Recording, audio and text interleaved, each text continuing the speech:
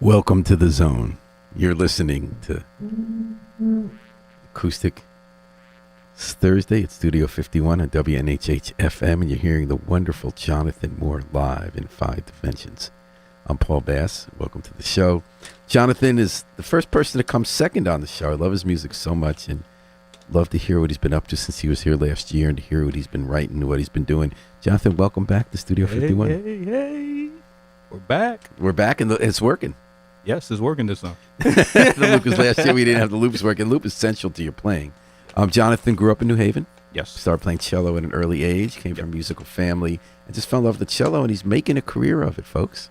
It's not just Connecticut that gets to hear Johnathan. Florida, New York, all sorts of stuff. We'll get into that later. Yep. What I want to talk to you first about, Johnathan, was the loops. It's essential to what you play. Mm-hmm. You're kind of a one-man orchestra. I am. So tell me how early on you decided to do cello with loops and how you developed that as your way of playing. It was about my junior year of high school. Where was that? Cooperative Arts. Co-op, man. That's the home. Shout out to Mr. Newman. Shout out to my guys, homegirls over there that I graduated with in the string class. So junior year, I started to get more into the loop pedals. Yeah, my junior year. Had you heard other people with cello using loops, or was it more a guitar thing? Or I've seen other musicians use it, but never cello. What gave you the idea of applying it to cello? To be honest, my teacher, Mr. Newman, he brought it in. He was like, "You guys want to mess with this?" I was like, "All right, cool." But I really dug like deep into that tool, that loop pedal. Even though I was messing with, distortion pedals at the time and chorus pedals, because my father, since he's a bass player, he had this chorus pedal by Balls. And he had it since I was a kid, and it still works to this day. So shout out to Balls. So from that day, was that a core part of your cello? Were you ever more into ensemble playing? I'm sure you played, I'm guessing, at co-op and ensembles. Yeah. You don't play mostly ensembles, correct? No, I don't play ensembles now, but back then, yes, it was a criteria. Was there a point at which you said, I got the loops, I got my full sound I have in my head, this is what I'm about? Yes, it was junior year. That same year? Yep, where I really mastered the loop station, and I had an idea of creating this song called Journey along with Lewis, my friend Lewis, and Gabe, and their cellist as well. Oh, really? You have two friends with cellos who did it with you? Yeah, yep, and they used to call us the three cellos. What are they doing now? Lewis is a rapper now. He's an overall artist, man. He's really phenomenal, and even though people may think they don't follow him, yeah, there's a lot of eyes on him. And Gabe, he's just an out and about dude. I see him once in a while during the summer times. Not sure exactly what he's doing in this moment, but you're the one who stuck with cello. Huh? But the three of you were doing cello, you stuck with it. But the three of you did Journey together with loops? Yes. So you had three cellos playing, Mm-hmm. which with loops would make it about 17 dimensions. Pretty much. And tell me about that. How did that hit? How did you put that together with two friends, and what did that tell you about using a loop station for cello? To be honest, it was a real life collective. It wasn't just my idea, but mostly the ideas of Gabe and Lewis along with myself too. And I just incorporate that loop station for the extra razzle dazzle. So it's pretty much a real life collective song. Did you just play that? Is that what you're playing? No, this is something completely new. Okay. I'm actually playing some new songs, like exclusive. That's today. Oh, that's good. I was Yeah. hoping that. Yeah. Okay. And so the loop, now just so our listeners know, with a loop, you start playing, let's say, some chords or a line on a certain string, a melody or a rhythm. And then after you play it, you click with your foot and it keeps playing. Yep. And then you play on top of that as though you're a second musician harmonizing. Yep. What's the total number of loops you go with? And that one, it sounded to me like you would maximize at 3, but sometimes you'd have 2. And then when you build at the beginning from 1 up, and it looked like you ended from 3, 2, 1. Is that correct? Mm-hmm. Yep, that is correct. Sometimes it can be up to 6. Sometimes it's 8. Sometimes it's 16. It's just it depends on the song and my creativity, to be honest. So. And what was that song called that you just played? It really doesn't have a title, but it's a new one you're working on. Yeah, it's really a new one that I'm working on. But I have an idea. Maybe it's called Walking, because normally when I walk, I have so many melodies inside of my head, and I don't need headphones to hear music. So it's every day I hear music, even when I'm walking. How about exercising? I used to hear, I haven't done this like in 50 years, but when I used to jog, I felt that was the time when music would show up, because your feet were doing the rhythm track. Yeah. And there was that repetition. Yeah. And once you got in the groove, doing it at a steady pace, that's when your mind would be freed up to add the melodies. Is that anything happen to you with exercise, or is it more just walking? More so walking, to be honest. And do you do a lot of walking? Like Yes. every day? Is Yes. this like a practice? It's literally an everyday thing that to I get do. to places, or just to clear your head? Clear my head and just daily walks, because it's healthy. And where do you do it? Like at beach, around neighborhood? Yeah, the beach, West Haven, things. You live in West Haven? Yep. So do you go to that long beach walk in West Haven? I sure do. Every day? Not every day, but most of the times when I do walk, I go towards walk a good mile just down the street. Sometimes a half a mile towards the West Haven Green, maybe. It's just local. Did that one come to you, or is more like they stay playing in your head some themes, and then when you pick up your cello, they come back? Some stick, some leave. Do you have a phone where you can get it, or you can't really do it without the cello there? Sometimes I do record with the phone. What do? You sing the melody? I kind of hum it. So what happened with this one? This one, I have no clue. I was just in my room, just messing with my loop. Just something came upon me. I'm just like, okay, let me play this. And there it is. So we're talking to Johnathan Moore, cellist from, I guess, West Haven now, grew up in New Haven, right? Mm-hmm. And do you want to play a second piece first? Sure. Does this one have a name? And these are all new today. We're getting to hear new ones. Yeah, pretty much new. That's cool. This one is more so of a freestyle, just playing how I feel. I did want to ask you about this. So the last one, with all pieces, is it accurate to say you have a theme and a rhythm that defines the piece, and that every time you play it, you'll go off and do some improvisation? It varies. It varies. Some of them are completely composed. Yep.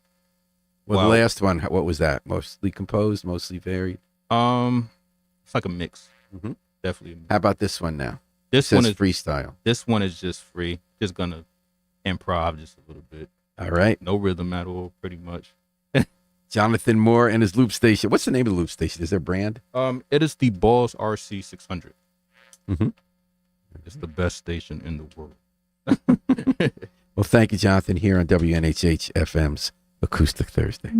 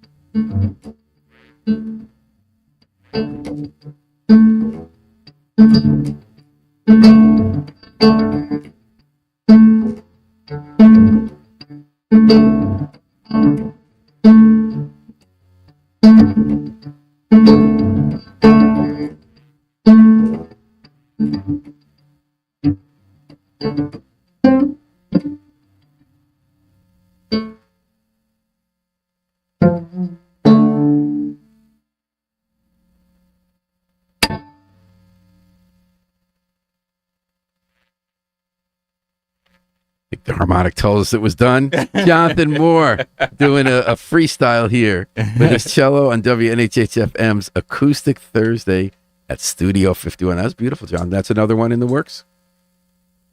It just came to my I was just playing. I noticed you did no loop, and what was the reason? I'm not saying you should always. I'm just curious. Sometimes I don't really, sometimes I don't depend on the loop for everything. Well, it was interesting to me, and tell me if this is way overdoing it and stupid. Go ahead. I kind of felt like at the beginning you did something you do often. You start in the lower, kind of feeling a mellow pace, and then the sun comes out with the higher strings. But then what I found happening during that piece is you didn't keep going with gliding in the sunlight. You sort of got heavy back down on the lower strings with something very soulful. Yes. And switching from like sharp to non-sharp, natural notes that kind of descending down. Does that sound right? Yes. Actually, yeah. Johnathan Moore, we talked about this last year. Sees a lot's happening with your career. You are a full-time cellist. Yes. You were able to go to co-op. You went to Southern. Serious study. Started building career. Last time we were here, you were getting invited to New York to perform in like an event where there was also poetry readings and stuff. You did a residency, if I'm not mistaken, in Florida. Yes. Now you say you're getting a lot of work, especially in New York. What's going on in your career? Oof, man. Let me tell you. So, I've been working with this dance company called it's Showtime NYC. Mm-hmm. Where my friend and dancer Cal is the director there, and he is phenomenal. And along with the other dancers, and he had this idea called Pyramid, where he's telling a story about the building blocks of everybody's story. Like building the pyramids? Yes, literally building appearance, but in your own individual life, because everybody is literally building a pyramid in some way. They're just trying to build. So we want to tell, pretty much sum it up. We wanted to tell that story through dance and through live music. And he had this idea, like, hey, let me hit John up. And so we started to develop that piece maybe about 2 years ago, and over the time we were doing residencies, practicing for like the premiere show at the Guggenheim. And so The Guggenheim Museum in New York. yes. And so we When were was actually that? we were actually there twice. I think it was last year we was there, or like the beginning of no, like the end of 2023. Mm-hmm. That was like our, let's say our draft of Pyramid. We were at the Guggenheim for the first time, but our premiere was literally January Of 2025. 2025, Yep. last month. Yep, it just happened. Oh, wow. How'd that go? It went pretty good. Was there Jeez. extensive workshopping and practice where you would build the music and the dancers would work with you? Was Yes. it a symbiotic process? How did it work? Or were you in your own worlds doing something they would react to? They would dance something you would react to? It was literally everything you just said. We would give and take off each other. They had a story, I had a story. We both core with each other. Is there Whoever the spoken dance- word in it? Um, Or is it just dance and cello? it's dance and cello, but there is a certain segment where a story is told through word while I'm playing. And you're the only musician. Yep, it's just me. We talked about this if it came on the air. It's cheaper for someone who's trying to do high quality music rather than hiring an orchestra or a smaller ensemble to get one person who creates the full sound with many parts on his own cello. Is that partly a dynamic in the industry now? Are you getting other gigs because of that?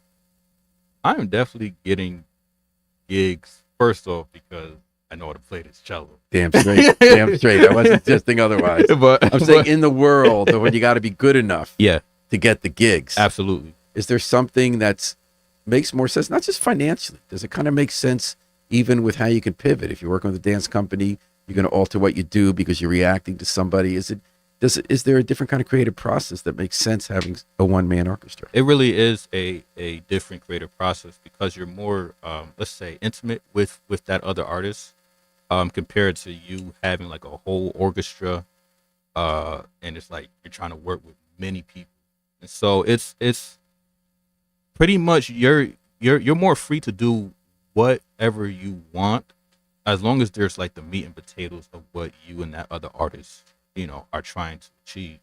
So when I was working with the dancers for its Showtime, we literally gave our idea of this certain story that, we wanted to pretty much perform. What was Showtime? Is that the Pyramid? Well, it's Showtime NYC. Yeah, that was for Pyramid. Okay, yeah. And so throughout that period of time, we started to develop not just a story, but more of a connection between each other. And does it vary night to night that way? Say it again. Does it vary night to night? What you might be doing? Do the pieces at all vary, or is it pretty much note for note, step by step? It's well, to me, it's a step by step. It's a step by step process. So you had the premiere. How many was it? One night? Yes, it was one night. And how'd it go? It went pretty darn. Tell me good. about it. So it was a very busy day. Of course, the tech and everything else. But when it was, when the lights is on and it's showtime, that's when we just showed out. Mistakes in all. It's there was a segment where my loop pedal crashed. It stopped working, but I still went on. Were you able to fix it for the rest? Absolutely, yeah. And then, what's going to happen with it now? Anything going to happen with this piece now that you premiered it? You going to perform it anywhere else or record it or? Gotta wait and see. That's cool, Jonathan. What? Tell me some other work you're doing. Gigs you're So playing, recordings. okay, so recordings. I ain't trying to say too much, but something is coming up, and it's going to, not to sound cocky, but it's going to literally flip how a cello sounds. Is that misconception? Oh yeah, it's just classical, or it's just world music. No, there's another side of this cello that nobody has heard. What is that? It's a style you can't you can't really describe it. You just have to know the morpheme, because we have a different sound compared to other people. And I was remembering some gospel influence, correct? Yep, gospel, funk, Mhm. R&B, So you're doing a kind of gospel, funk, R&B recording? just everything. And is it going to be a solo? It's just me. It's just, When's that coming out? can't tell you. Okay. All right. Would you like to play something you're working on for that, or you want to hold off on that? Tell me whatever you want to play. So you want to play some newish stuff. Up to you. You brought the cello, you brought the loop. I'll give you a little clip. I'll give you a little something. Does it have a name? Nope. Doesn't need to. Okay, Nope. no names today. Okay, we're going to hear our third and final number from Johnathan Moore. What a treat it's been to have you in the studio, Johnathan. Thank I you love so when you much. come in. I love it here. All right, so take it away, Johnathan Moore.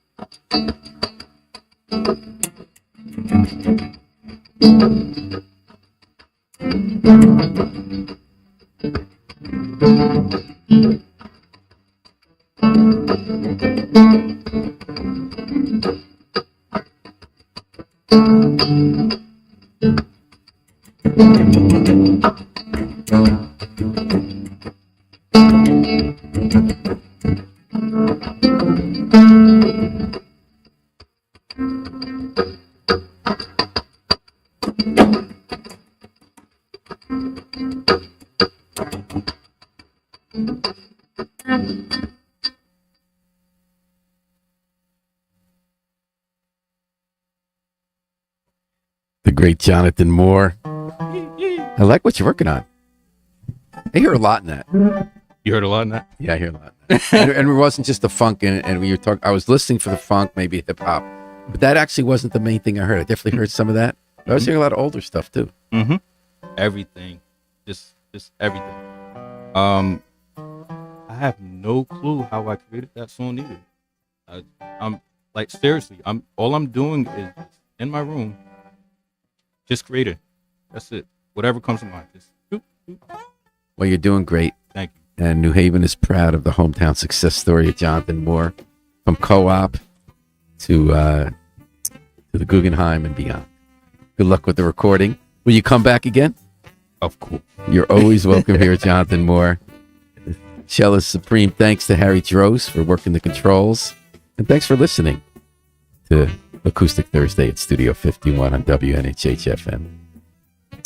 We're going to take it out with the Afro-Semitic Experience, performing I Wish I Knew How It Feel to Be Free, from the group CD, A Plea for Peace.